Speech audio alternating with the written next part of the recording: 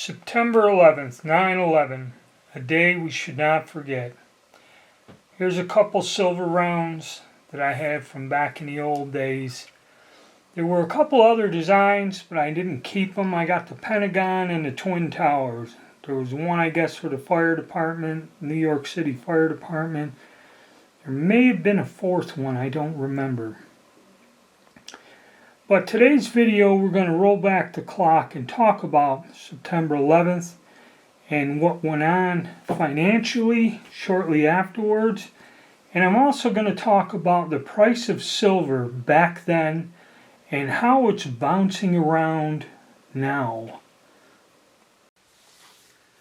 Alright, like I opened this video, on September 11th, 9/11, there was a big change in our country, both as it being attacked, and there was a very large financial dip here, and I'll kind of cover that too.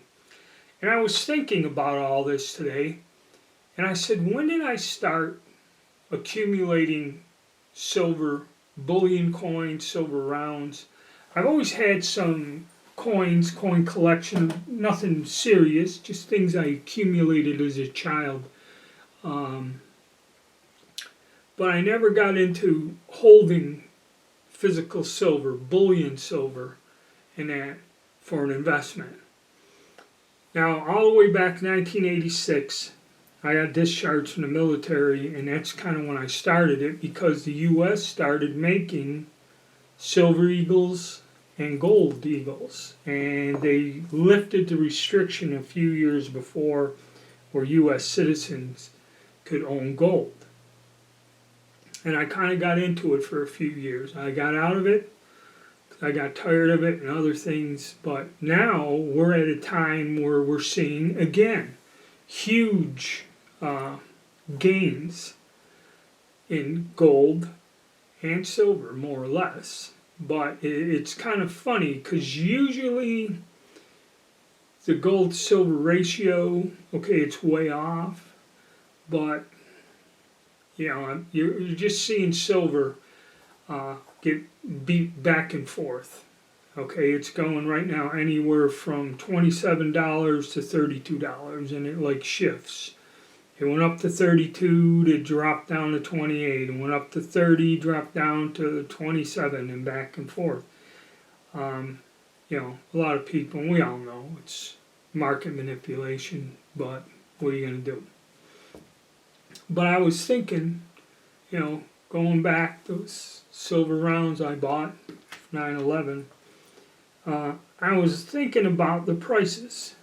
Now, when I started buying in 86, and I went and looked up the historic prices, 86, 88, silver was trading at about $7, or I was paying with premium about $7 an ounce. Okay, I remember that.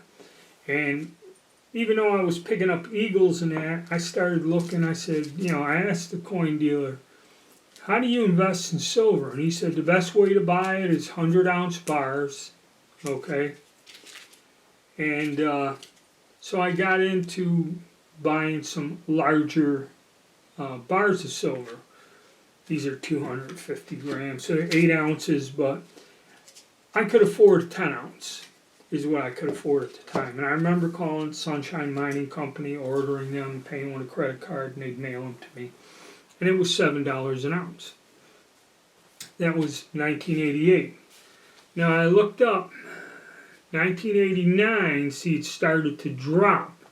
I bought a bunch of this, and then they pulled a scam where, hey, if you're holding silver, we'll give you a loan, and you can borrow money, and you can buy either shares in a thing or just take out the loan and buy the physical silver and all this other stuff. And I remember getting on the phone with the guy, and I kind of turned him down. I didn't like that.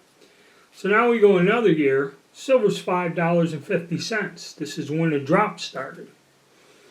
And I'm like, man, I just bought this stuff for $7. And like anyone says with stocks, if you bought at 7, double up and get the percentage down per price per ounce by buying more at a lower rate. 1990, silver was $4 an ounce, somewhere on average. And it was 1991 and 92, and I remember this. Silver dropped to about $3.50 an ounce. And I had a friend that went and bought a whole bunch of cull dimes and that just for the 90% value, really worn coins. He had sacks, pounds of them. Okay, I never knew how he did with them. It is illegal to melt down the coins, and what I've seen in smelting and getting the other materials out, it's a pretty involved process. So at $3.50 an ounce, it kind of stayed there. 91, 92, 93. It kind of went up, and to like $5.60 was kind of average to $4 in 1999. So it kind of went up from the $3.50 into the $5, $5.50, and bounced around between $5 and $4. Let's just round it off. So that's what it was until 2001. Okay. Now 2001, it's about $4.50. That's what about these things here were costing me back then, around about $4.50 or something like that. Then when they crashed the Twin Towers, that's when we had that stock market thing. I had a 401k policy. I had profit sharing with my company. And being like 31 years old, I accumulated a good chunk of money in there. So like they were telling you, if everything went the way it was with the 401k, I probably could have retired years ago at 55 and have been living off that money. Just the income off it, okay? But that didn't happen. We lost 67%. And right after 9/11, there was this huge adjustment. Everything went to shit. And I remember I lost out a lot. There were people, I felt sorry for the people that were closer to retirement to me. The guys that were in their late 50s and that. Some of them put their money in the high risk thing to get more money built up before they retired, and they, losing 60-some%. Okay, and you're 58. Where the hell are you going? All right, you're done. There are a lot of people that got hurt back then. And silver, I kind of fooled with it, and I think it hung at that $4 and $5 for another year or two. Then things got bad to where I was buying a lot. I'd buy tubes of Eagles, okay? I wasn't invested in the stock market. That's when I kicked in to overdrive and stacking silver. Gold, even though gold was very volatile, and you had to have like an ounce of gold used to be about $3.50, then it was $400, and then I did have a gold eagle, but I ended up selling it, making $50, $60 because I needed the money. And a lot of the silver I was holding, stacking, I had to sell it back at cost or whatever just to get gas money. And things until 2003, 2004, it got bad with the area I lived in and the work I done. Okay. And I had to sell a lot of it. And then I kept whatever I kept. I stopped buying.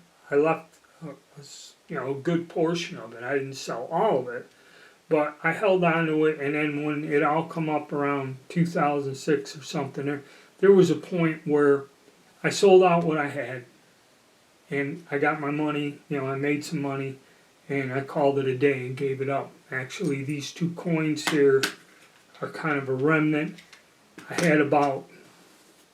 I did keep like about 10 Eagles from the 80s, 90s and that. And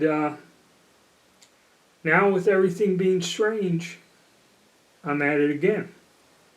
Now silver, I think it's 28 something, and we're down 27 something. It's been bouncing around, like I said, and we all know it. And they're predicting that it's going to go up. Okay, they're predicting both. They said gold between now and next year may do 2,800 per ounce. And they said by the end of the year, beginning of next year, silver should be at least $35, $36 an ounce. Some people are predicting. Nothing huge, but still, some of the stuff I was buying earlier when it was $22 an ounce. So, my money, is accumulated, or I've made a profit, more or less, or I'm ahead of the game. As we all know, the premiums we pay on a lot of stuff, silver has to jump up a good percentage before you start being able to go, hey, I'll sell this to you at spot, okay? And actually, get more than what you had anyway. But how's it all going to go down? I don't know. After watching the presidential debate, that was frightening. God only knows what's going to happen to this country, the economy, and everything else. Okay?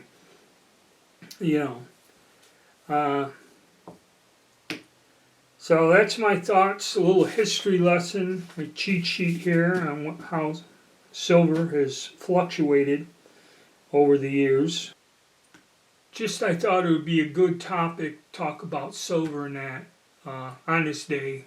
I remember a lot of it. I remember holding it and that, and all the confusion and mayhem during 9/11 and the uncertainty. I guess we're back at it again. Okay, if you would, please hit the like button, subscribe, and stay tuned. I'm going to try to get some more stuff out about stacking silver and gold. All right? Thank you.